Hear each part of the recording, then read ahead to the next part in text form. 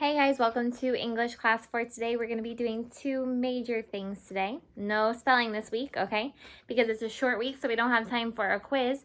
What we're going to be doing is grammar page 42 and 43, so make sure you have out your grammar book, grammar page 42 and 43, and you've got to pay attention, okay? You can't invent knowing this kind of stuff, okay? Page 42 and 43, and then we're also going to be doing our dancing dragon activity.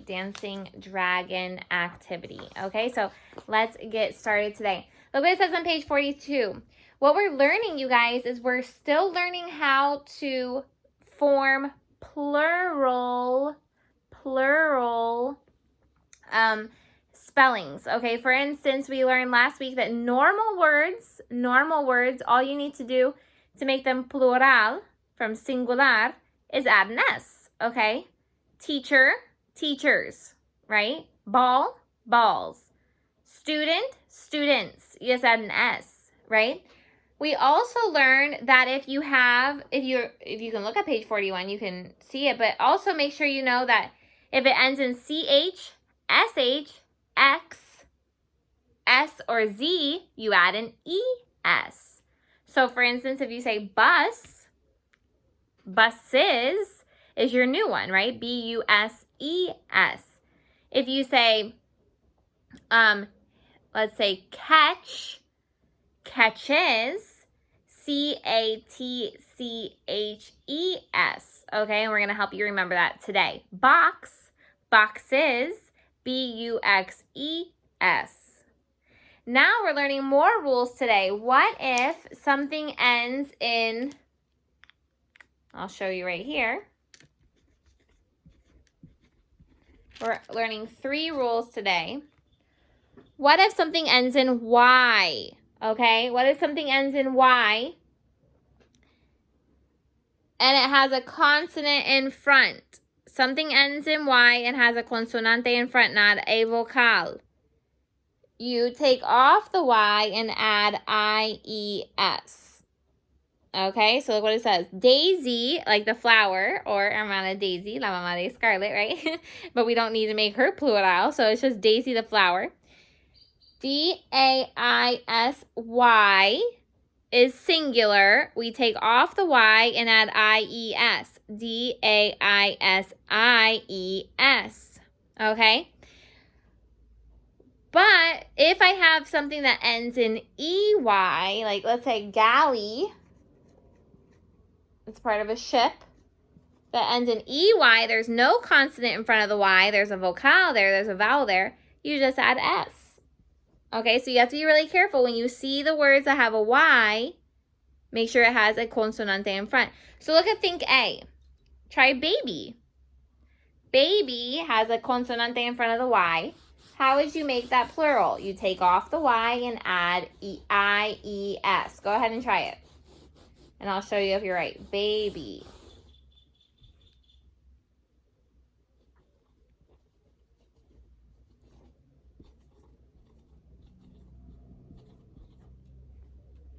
It should look like this, right? Babies. We take off the Y and add I-E-S. Babies. But look at number 9. Valley.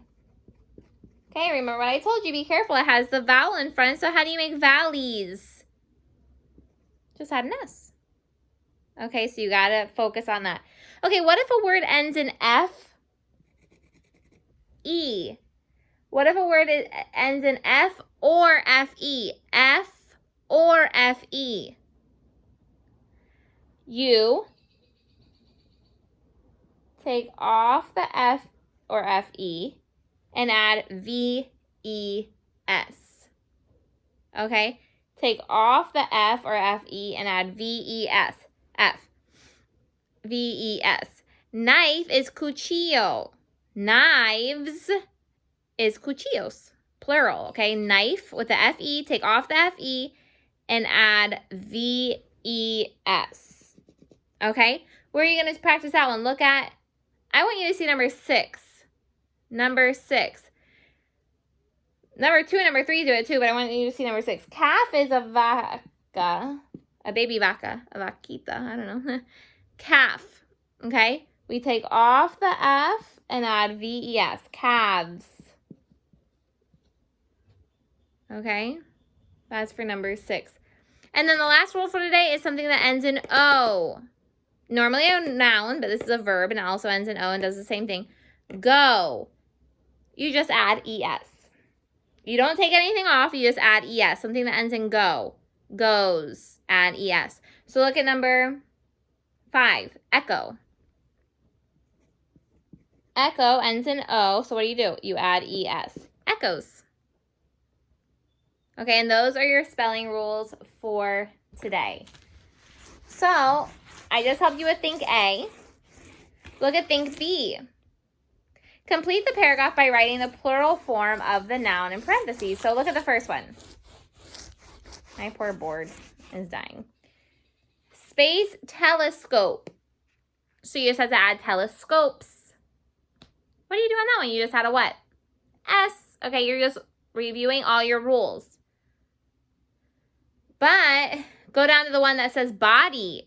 We're making all of them plural. Look at the one that says body. It ends in Y. It has a consonant in front. So what do you have to do with that Y?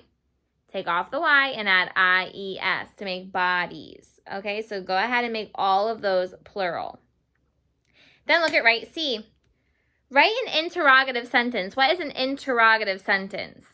It's a question. Write a question using the past tense of the verb catch. The past tense of the verb catch. Let me see if that one is on your list. Yes, it is. Go to page 19 if you have it. I'm going to show it to you here if you don't.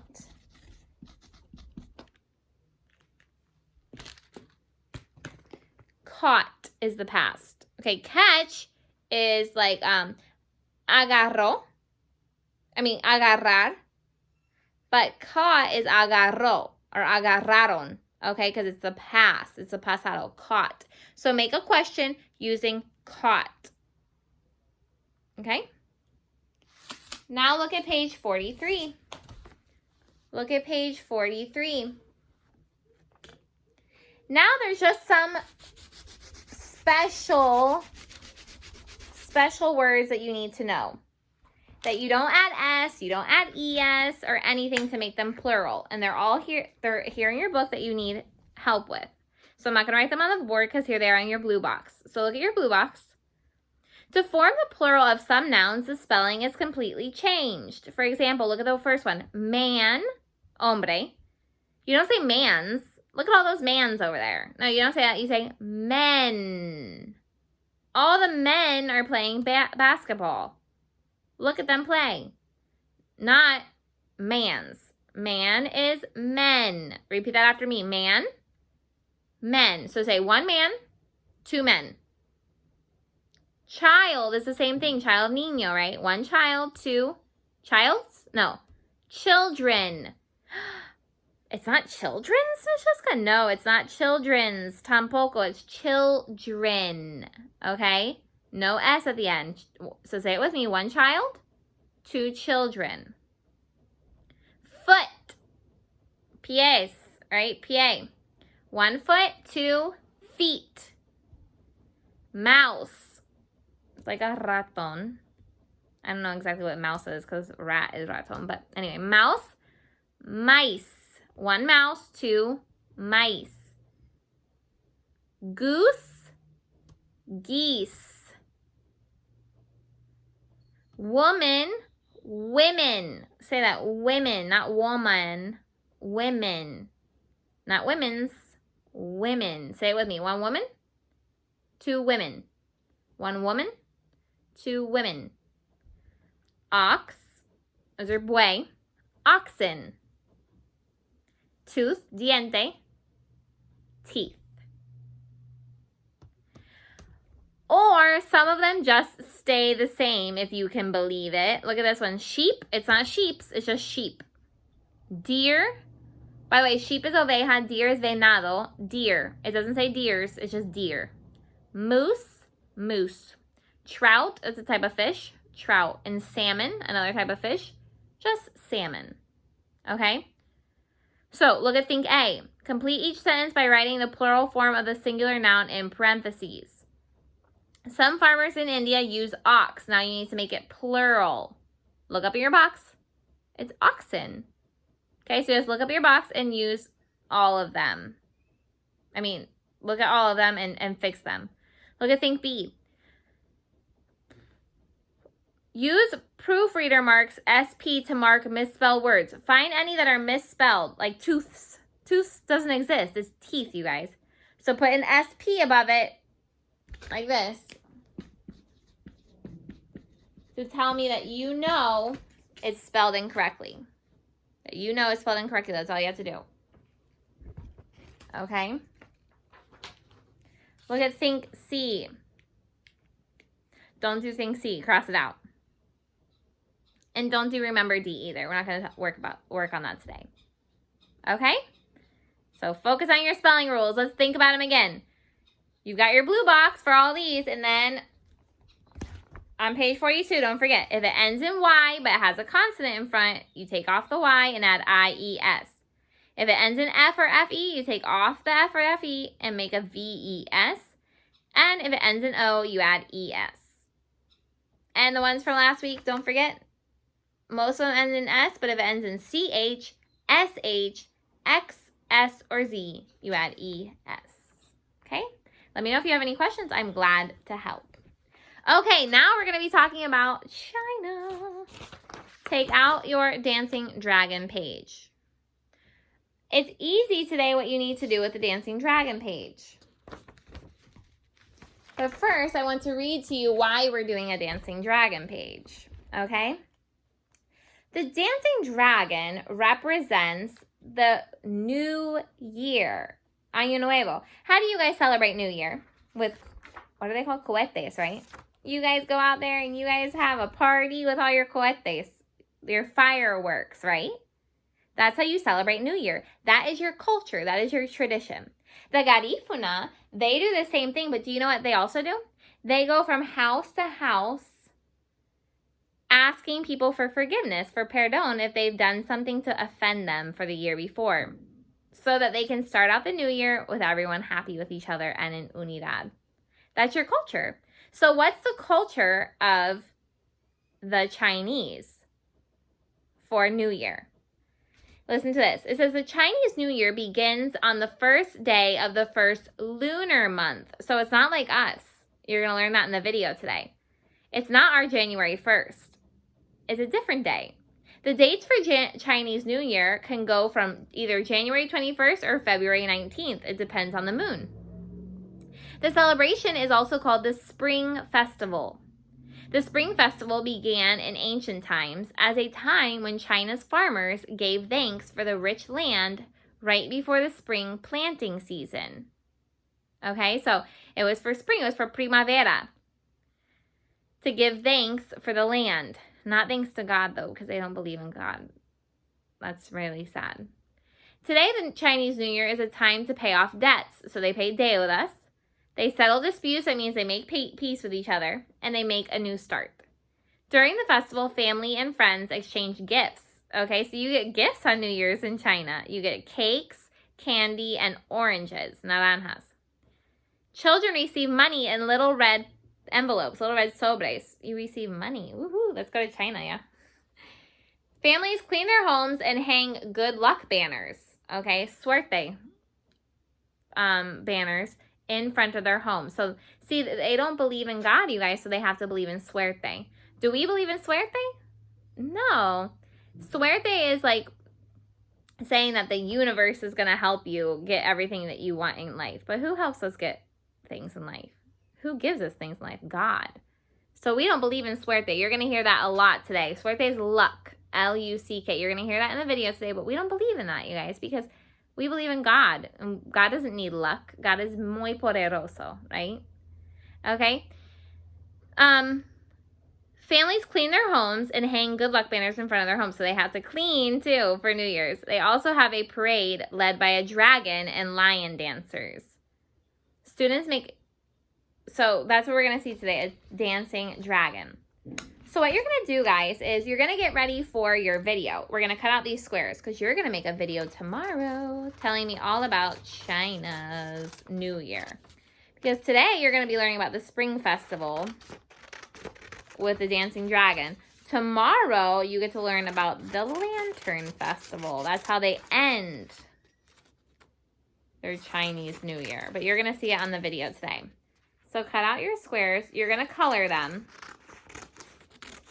You're going to color them.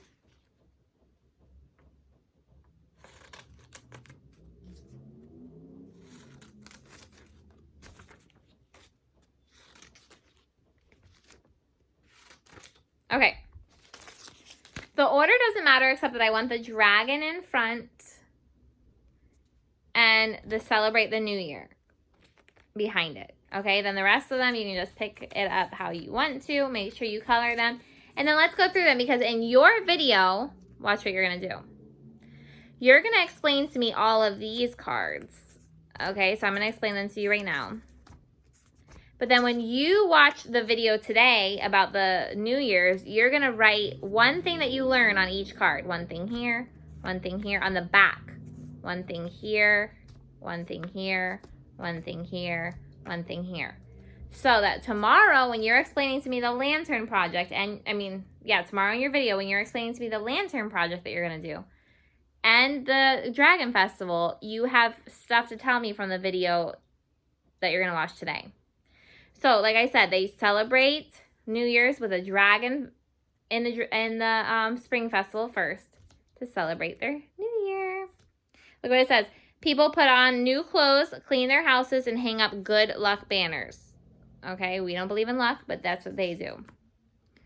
The New Year is a happy time. It is time to make a fresh start, and fireworks are set off. So they also have cohetes like you guys. They have a big parade. Dragon dancers lead the parade, and the dragon is supposed to bring good luck. That's what they believe. They visit family and friends. They give cake, candy, and oranges. And children get money in red packets like this one. Okay? So now you're going to watch the video today, and you're going to write one thing on each of these things that you learn to tell me about it in your video that you're going to make tomorrow. Okay? It's going to be fun. This video is very interesting, so go ahead and watch it.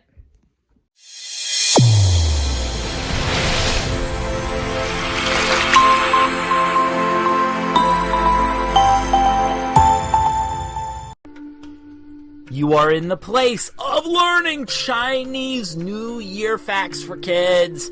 It's also known as the Lunar New Year, the Chinese New Year, Lunar New Year. It's talking about the same thing, two ways of saying it. We're going to share facts about this holiday. You might say, I don't understand the holiday. I don't understand the difference between the Chinese New Year and maybe a New Year that you're more accustomed to celebrating. Well, you are in the right place. Buckle in, because this is going to be awesome.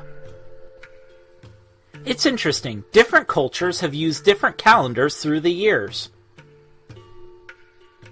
Now, the most common calendar to use in the world is the Gregorian Calendar. This is what the Gregorian Calendar looks like. It's probably very familiar to you. There are always 12 months in a year, and New Year's is always on January 1st.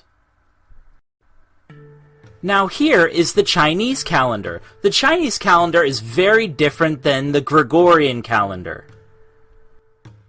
This is interesting. Sometimes the number of months in a year can change. Some years have 12 months and some years have 13 months. We're going to explain why in just a moment. And New Year's is always in January or February. But truth be told, it changes from year to year. And that New Year's is the Chinese New Year or the Lunar New Year, which is what this video is all about. Okay, so why are the calendars different? Well, the Gregorian calendar is solar, meaning it's based on the sun. That is why the Gregorian calendar is so similar year by year, and why the year always has 12 months with the Gregorian calendar, and why New Year's is always on that same day, on January 1st, because it's based on the sun, so there are less changes and fluctuations from year to year.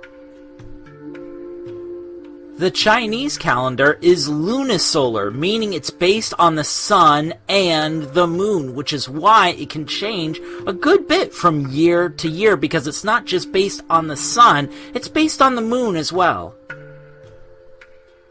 Now this is interesting. In the Chinese calendar, every year is given a name instead of a number. There are 12 animal names that rotate from year to year, and you can see in this wheel the rotation of animal names. At the current moment making this video, the new year is going to be the year of the dog. Then the following year is going to be the year of the pig. And then the year after that will be the year of the rat. And it keeps going year by year along the wheel through the animal names. Alright, so who uses the Chinese calendar today? In today's world, China and many other Asian countries use the Chinese calendar for ceremonial reasons or for planning special events. And it's not in just those areas. Across the world, there are people that still respect and honor and use the Chinese calendar. And there are a lot of people that enjoy celebrating Chinese New Year, the Lunar New Year. In fact, over 1.5 billion people celebrate Chinese New Year each year. Oh my goodness!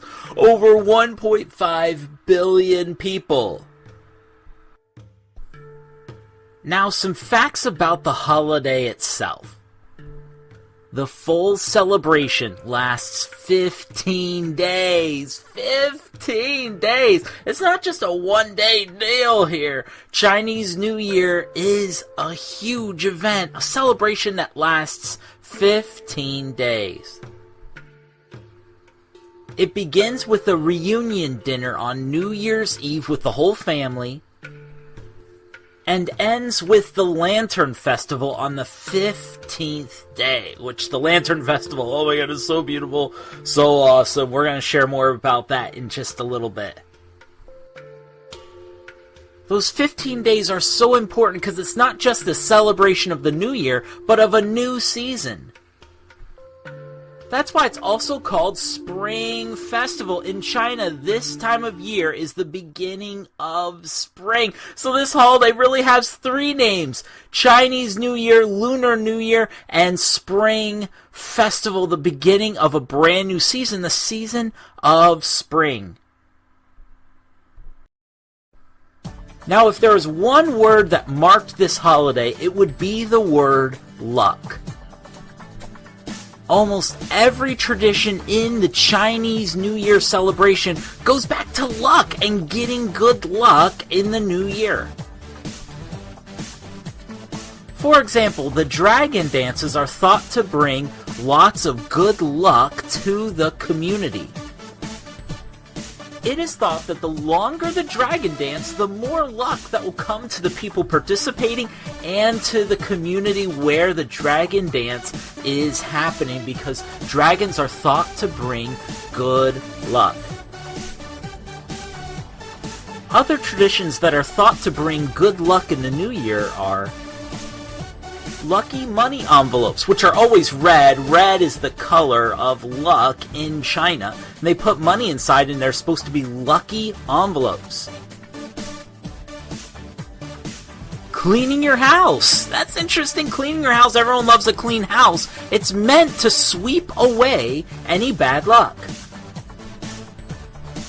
And eating lucky food. Some foods are considered lucky, and so all of these traditions are supposed to bring good luck in the new year.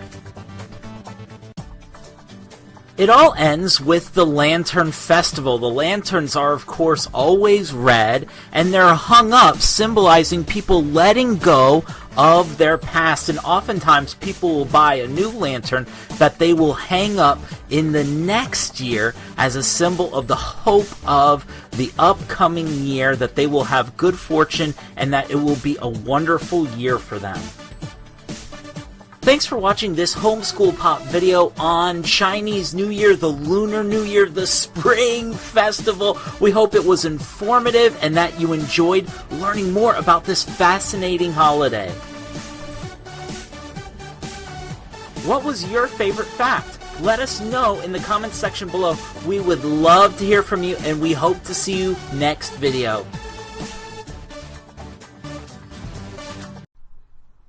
Thanks for hanging out with us. You are awesome. In the middle of the screen, you can see there's a button you can click to subscribe to our channel, or you can click one of these two boxes to watch a different video. But don't stop learning now. Go ahead, click.